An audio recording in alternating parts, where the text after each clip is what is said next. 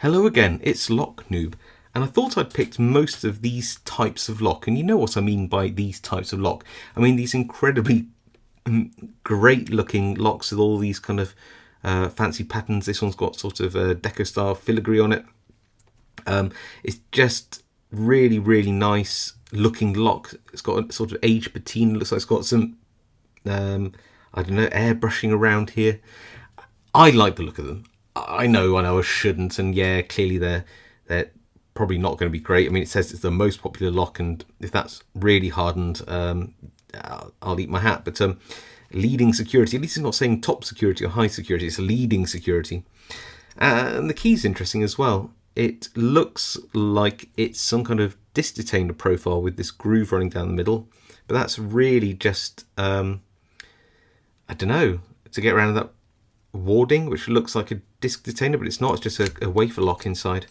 This was lent to me very kindly by my good friend Yukov, so thank you, Yukov, for lending me this from his collection. I just can't help myself when I see these. There's all sorts of weird mechanisms on these ones, pagoda locks and dimple locks, slider locks, but this one just seems to be a wafer lock. Anyway, let's throw this in a vise and see if we can pick it, and I'll see you in a couple of seconds. Okay, so let's just check we're all working. Yep, all very nice. Tension, we're going to go, I think, sort of top of the keyway, sort of, whatever that is. And you just use a pick to try and feel for any of the wafers. And they all seem to have some, I'm trying to get in there in a way which... yeah, they all seem to have some false gates in them, or they're serrated levers, at least serrated wafers.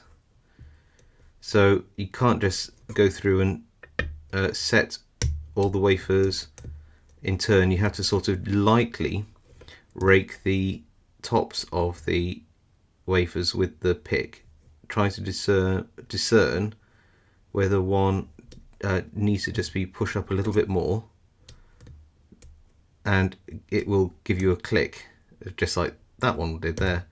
And you can't rush this. It just involves just going through gently. You hear those little creaks and cracks. That's the little serrations moving in turn. So I believe that these are I said serrated wafers, and you can usually tell that by the fact that you'll get multiple clicks out of, hear that, each of the wafers as you press down on it.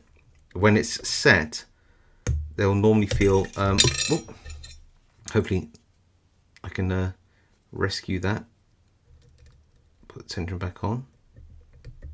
Oh, it's because we opened it. There we go. Yeah, you just need to take your time with that. Now, I did find, and I don't know if I'll be able to replicate it, I did find that we can, yeah, there we go, rake this open.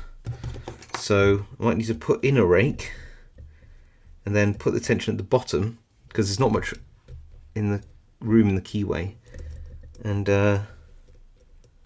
try to wriggle and jiggle this until we get it open. So I believe it's possible. I could be wrong.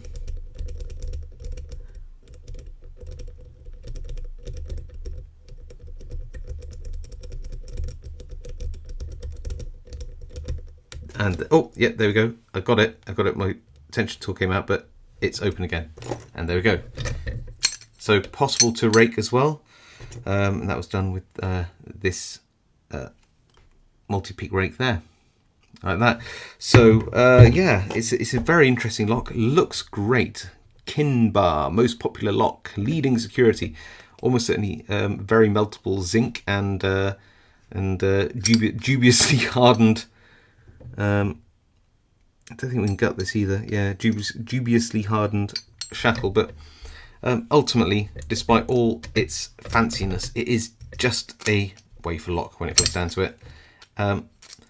I suppose a slight cut above the rest of it does have serrated wafers, but still a wafer lock. Anyway, if you like this video or this lock, please leave a like, drop a comment below. I'll read them all, reply to as many as I can, and of course I will see you all next time. Oh, and if you haven't subscribed, do subscribe. See you later.